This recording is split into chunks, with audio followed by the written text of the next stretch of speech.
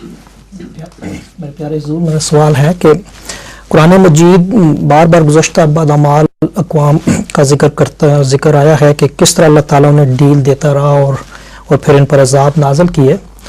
حضور، نظر آتا ہے کہ اس وقت بھی مخالفین احمدیت کو اس قسم کی ڈیل دی جا رہی ہے۔ حضور، کیا اس ڈیل کی یا مہلت کی کوئی معین مدت ہوتی ہے حضور؟ ہاں جی، ڈھیل کی معین مدت کسی قوم یا شخص کے ارتکاب جرم کی کیپیسٹی ہے۔ جی، جتنا کسی میں جرم کی کیپیسٹی ہے اسی حد تک ڈھیل دی جاتی ہے، اور اس کے بعد پھر جب پکڑ کا وقت آتا ہے تو جتنی کیپیسٹی زیادہ ہو اتنی ہی پکڑ بھی بڑی ہوتی ہے، اور وہی ڈھیل ہی ان کا عذاب بنا رہی ہوتی ہے اصل میں۔ حضرت نوح کی قوم کی مثال بھی گزری تھی کل تلاوت درس قرآن میں۔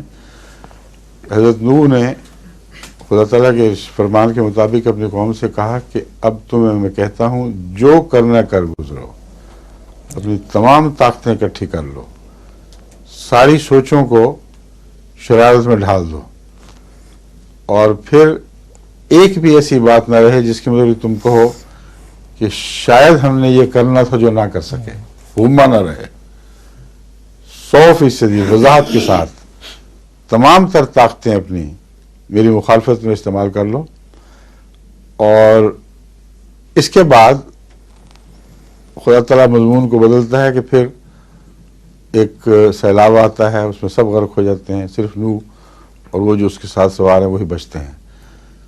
تو کسی قوم کو اتنی ڈھیل دینا کہ اپنی تمام تر طاقتیں استعمال کر کے انبیاء کو غرق کرنے کی کوشش کریں، کلیتاً صفحہ ہستی سے مٹانے کی کوشش کریں، اس کا طبی نتیجہ کیا نکلتا ہے کہ وہی ڈھیل جب وہ اپنی ساری شرارتوں کو استعمال کر لیتے ہیں ان پر پڑتی ہے، تبھی اللہ پھر ساتھ یہ بھی فرماتا ہے کہ اللہ ظلم کرنے والا نہیں۔ یہ ڈھیل کا یہ مقصد ہوتا ہے۔ ٹھیک ہے، فرمائیے۔